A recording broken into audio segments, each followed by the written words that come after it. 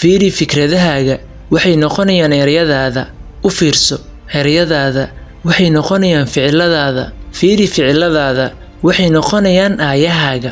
Ha sugin in dareenkaagu uu ficil ku qaado oo dareenkaagu waa isbedeli doonaa. halka dadka intiisa badani ay u maleeyaan in maskaxdeena ay maamusho ficiladeena, inta badan waa qalbigeena kan hela jimicsiga ugu weyn. waxay ila tahay maadaama ay noloshu tahay fal iyo xamaasad, waxaa looga baahan yahay ninka inuu la wadaago xamaasadda iyo ficilka waqtigiisa khatarta ah ee lagu qiimeeyo inuusan noolayn. haddii ficiladaadu ku dhiirigeliyaan kuwa kale inay wax badan ku riyoodaan, wax badan bartaan, wax badan qabtaan oo ay noqdaan kuwo badan, waxaad tahay hogaamiye. ficilku waa ka dheereeyaa hadalka, markaa aamin ficilka oo ha aaminin ereyada. waxaa jira laba shay oo wanaagsan: xorriyadda fikirka iyo xorriyadda hadalka. nolosha waxaad ku cadaynaysaa qiimahaaga ficiladaada, ma ahan ereyadaada. marka noloshaadu aysan lahayn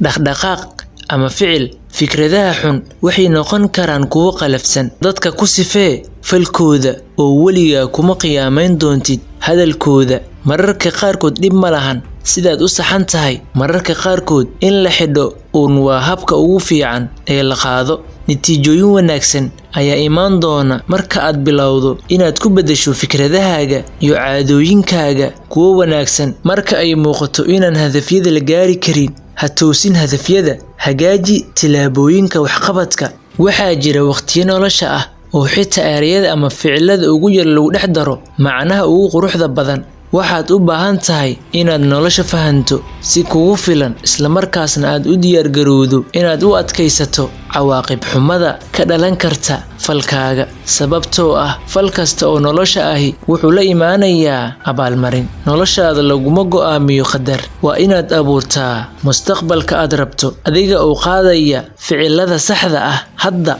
haddii ficiladaadu ku dhiirigeliyaan kuwa kale inay wax ka badan ku riyoodaan, wax badan bartaan, wax badan qabtaan oo ay noqdaan kuwo badan, waxaad tahay hogaamiye.